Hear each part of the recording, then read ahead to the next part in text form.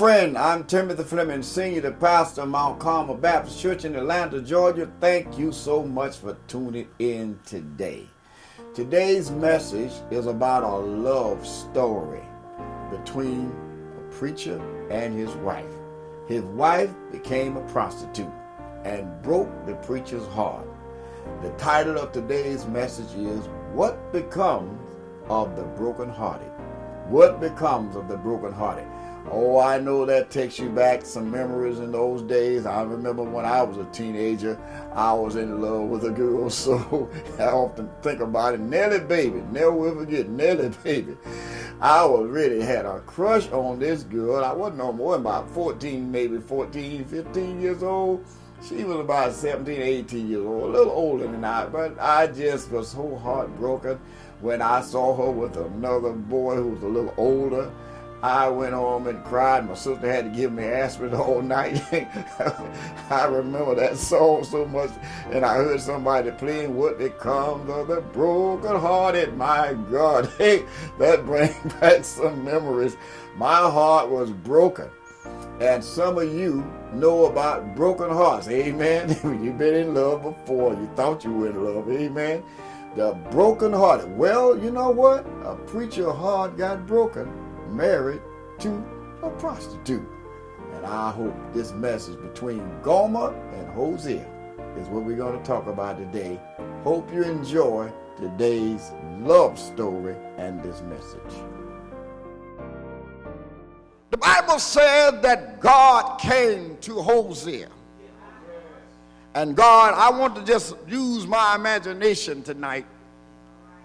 God comes to this prophet and he tells Hosea, he says, Hosea, I want to talk to you. And I can hear Hosea saying, well, Lord, that's good. I always love talking to you. God said, well, first of all, I want you to get a chair. Because what I'm about to tell you, you will need to sit down. And I can hear Hosea say, oh, Lord, I don't need no chair to hear from you. Anytime you talk, it's good news.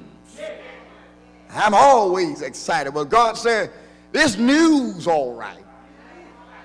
But it's not going to be the kind of good news, Hosea, that you've been looking for. So you need a chair. And I can hear Hosea say, oh, God, I can take it. You know I can handle it. Being you've been friends so long, I can handle it. Give it to me. God said, well, all right, Hosea, since you want to take it now, I want to tell you what I want you to do. I want you to get married. And I can hear Hosea saying, well, you know, Lord, I never said nothing, but I'm glad that you told me I could get married. Some of my preacher's friends been telling me since I've been long preaching so hard that I need somebody to pacify the propensity of my emotion.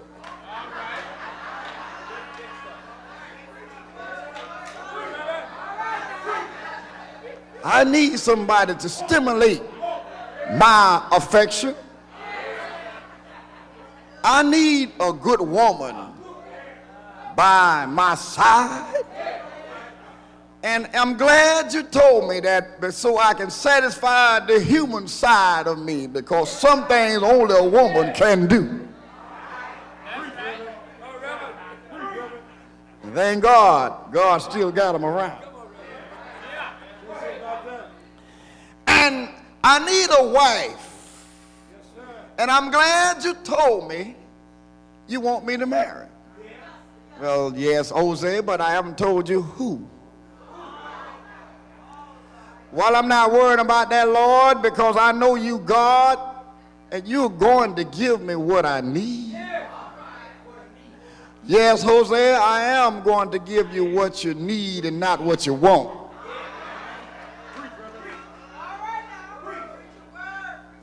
Sometimes God will hook us up with people you don't want, but what you need. It is always amazing you don't ever get the ideal person you dream for. Because what do you want with somebody just like you? Knowing how you are. It takes a negative and a positive to get some reaction. And so sometimes God won't give you that ideal woman or that ideal man because you will become God worshipers of them. You end up worshiping your dream, which can turn into a nightmare. And you end up looking for a honeymoon, and one day you got a moon and no honey. God's not in the business of matching you with the perfect person.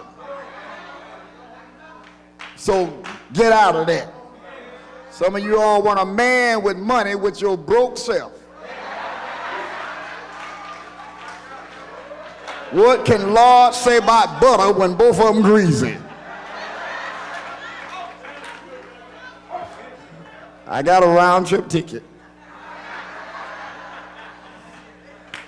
Sometimes God will give you somebody to make you pray.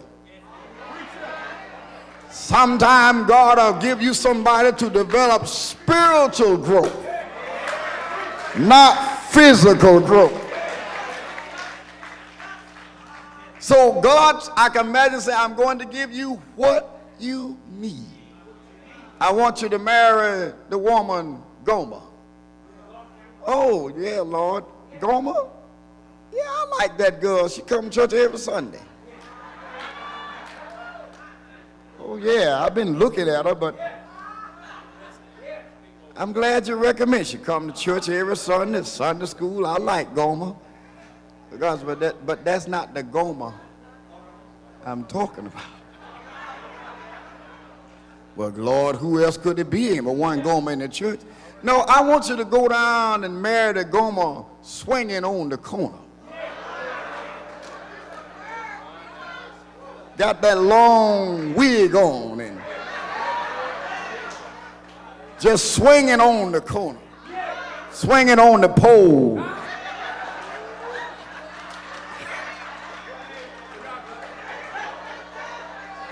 When you ride by, you're just swinging and looking. That's the Gomer. And I can hear Jose say, Lord, is this you? What will my preacher's friends think? What will my members think? Do you know what you said? You mean old prostituting Gomer? Yes, that Gomer. Well, why? I want you to know how I feel. I want you to feel my pain. I want you to understand that just like my people have gone after another God, I want you to marry a woman who's going to run around on.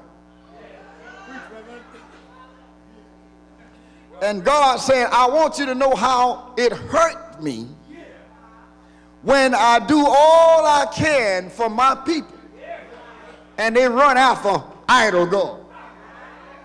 In other words, God's upset when you're two-timing. And there's a whole lot of folk in the church two-timing God. I don't get mad at me now, but God said, I want you to go marry a whore. I didn't call you no whore. God did.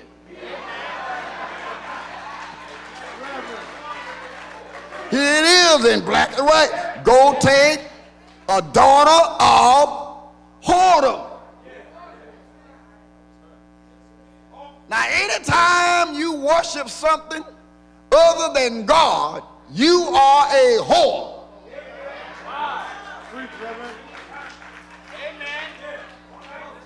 If you love your house more than you love God, you are a whore.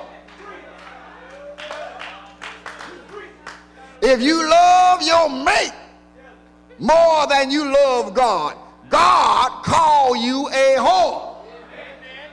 If you love your money more than you love God, if you love your job more than you love God, anything you love more than you love God, God call you a whore.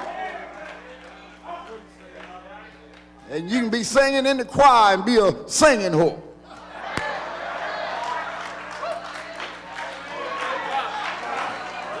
You can be preaching in the pulpit and be a preaching whore.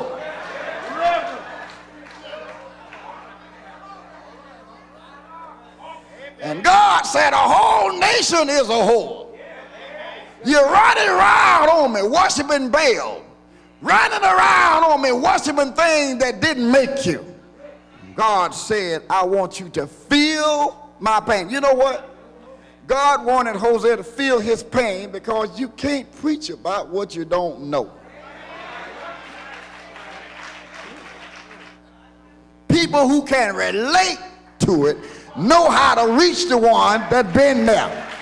You can't tell me nothing about, you know about being broke and you ain't never been broke. God can use people that's been there and done that. So they know exactly how a brother feels. They know the struggle. They know the shame. They know this feeling of wanting to get out of something you can't get out of. And God said, I want you to know, marrying this prostitute, Hosea, just what I go through. And so, Hosea said, okay, I go marry. So now, let's say Hosea went and announced to the church.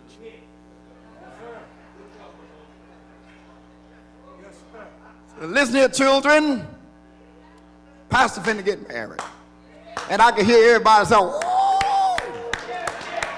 Lord have mercy, thank you, Jesus. Been wanting to see our pastor with a little sweet wife.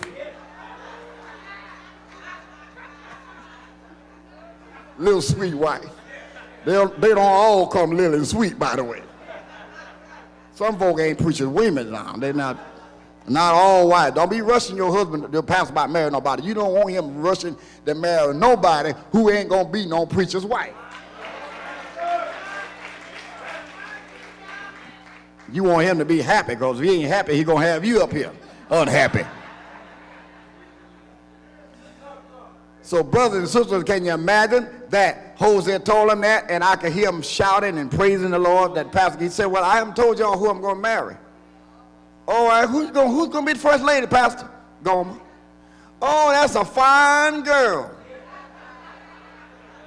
I wanted to tell you about her, but I didn't want to get in your business, Pastor. Well, no, that's not the Gomer. Well, what Gomer, Reverend? I want to marry Gomer that hang out on South Beach.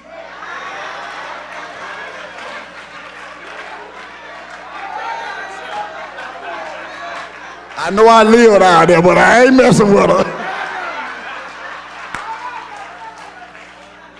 I was sitting there one time, I was eating down there on South Beach. They got the best food in town.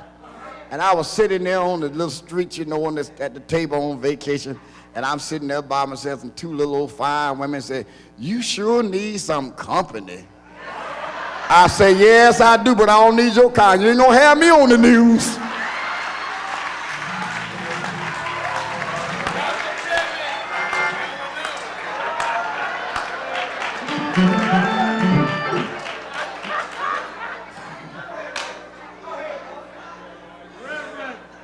And I can just imagine when Hosea said, Gomer the prostitute, can you hear some of them saying, good, well, that's nice, that's nice.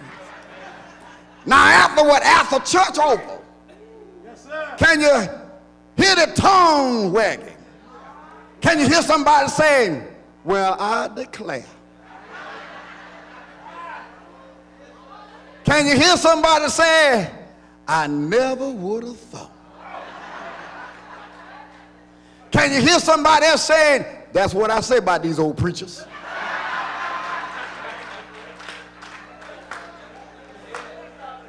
Can you just imagine church folk in a little group saying, out of all the fine girls in the church, he had to go get her, and then telling that lie on the Lord, talking about the Lord told him. He know God ain't got nothing to do with that. He been messing with the woman all the time.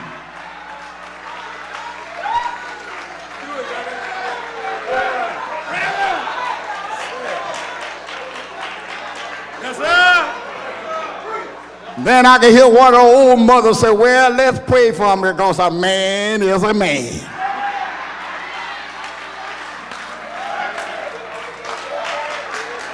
Oh, I'm on it tonight. I'm right on it. You own it, brother. Then I can hear the deacon in the corner say, well, you know, I didn't say nothing, but I always did figure Red was messing around down there. I saw him down there one night. How did you know?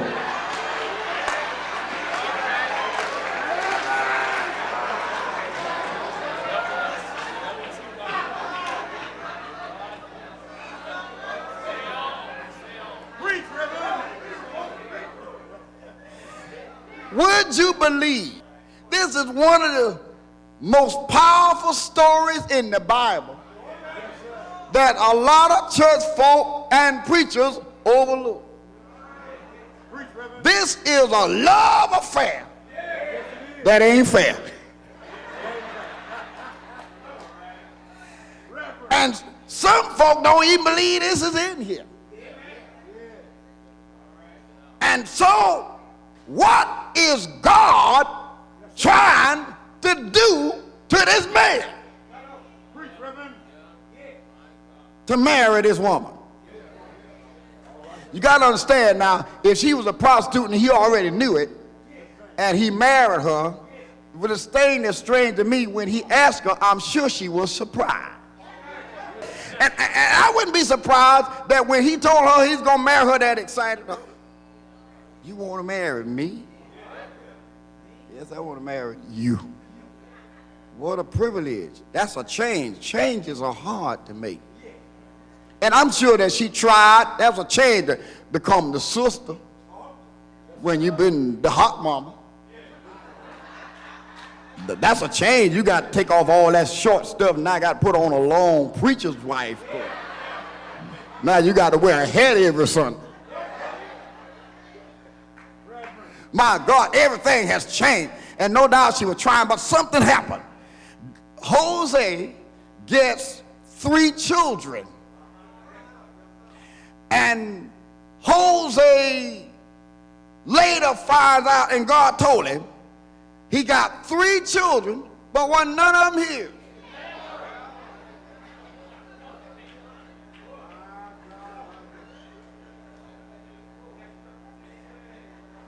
It was what you call a dead cat on the line. If a child don't favor his daddy some way, it's a dead cat on the line. If a child don't favor his daddy some way, it's a dead cat on the line. There need to be 4 ways, 3 ways or 1 way. Ought to be 2 ways or 1. Ought to have a finger like him, ought to have a toe like him. I better get off that before somebody start looking at folk. You all don't remember that song? When the lights went out in New York City and nobody knew what cut all the lights out. They went up and discovered a dead cat got caught on the main line. And that was a famous saying, a dead cat on line. That means something is wrong. And Jose, the preacher, has become now Jose, the babysitter. So now he's sitting around at night babysitting and don't know where Gomer is. Yes, sir. How do you deal with the preacher who has become the babysitter? Yes, sir. He He's sitting there keeping the baby. Where is my wife? And she out there in the street with her lovers. Now let me get to the application and be done. God told him to marry her to teach Hosea that God cannot be, first of all, figured out. God doesn't make sense. God never makes sense. You cannot judge God's ways as to how God's going to do things. He does things that's crazy. Logically, look like to me, God would have told him to marry a good church woman so he can reach more folk who are lost. But he told him to marry a woman who's unchurched. That's crazy. And God doesn't make sense. When you try to get in God's business and be God Junior, and you try to answer what you don't know, you make a mess. So the best thing to do is to trust God when you don't understand what's going on. Don't you ever put a question mark where God puts a period. Now, why is it God won't let us figure him out? Because if we could figure him out, he wouldn't be God. And anytime you know a person every move, you're not going to look up to him. God will never allow himself to come down on our level so we can say we know God. So you'll never have no answer to why your child died early. You'll never have no answer to why earthquakes come. God wants you to stop trying to figure him out and trust him in spite of. I just dropped a word on you all. And that's what he want told Hosea. Don't try to figure out what I'm doing. Just trust me.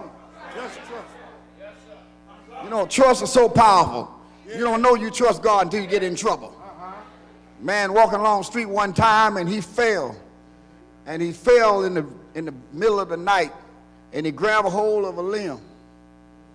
And he was hollering, help! Help! God help me! And God said, what do you want? He said, help me, Lord. I'm about to fall down in these rocks, way down in the ditch in the middle of the night. And God said, do you trust me? He said, yes. God said, let go.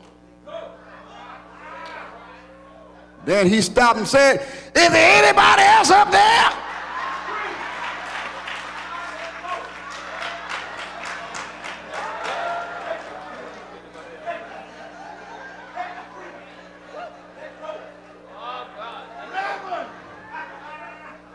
And finally, when he was exhausted and couldn't hold on no longer, he said, well, I'm going to go on and die.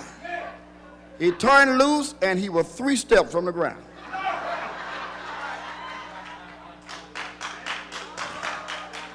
You don't see what God sees. You can't see the whole picture when things are going wrong. You don't know what God is up to when he doesn't make sense, because God see the end. Well, the preacher's heart was broken, and the title of today's message is What Becomes of the Brokenhearted. As I said earlier, I remember that song, What Becomes of the Brokenhearted. Watch out, preacher, you can't be singing that on this broadcast. Well, you know what? It's the truth. I was in love with a girl once and my heart got broken, and I'm sure you've gone through that. You know what? That's life. That's life. Nothing promised to you, young people. Just remember that. Your heart will get broken. But you know what? God's heart got broken. It got broken, and he taught this preacher to go marry a prostitute because Israel had broken the heart of God. My God, isn't that a powerful message? And that's what you heard. Portion of that sermon today was about the relationship between Gomer, who became the wife and was a prostitute, and the prophet Hosea. He had to marry her to find out about the heart of God. My God, you want all this sermon. Call us on that 1-800 number. I know all you old folk remember that song, so don't be acting like you've been saved all your life. Come on with me now. You remember that song. You can get this sermon that explains more about the brokenhearted preacher. Call us on that 1-800 number right now and get the other sermon that we're offering to you right now. Sleeping in the wrong woman's lap. Oh my God, I got a lot of phone calls for that sermon. Sleeping in the wrong woman's lap. Samson and Delilah. Samson put his head in Delilah's lap. And you got to watch the devil's laps. He will take your anointing. Sleeping in the wrong woman's lap. What becomes of the brokenhearted, what you heard today? And you're going to like this one. Miss Much Married.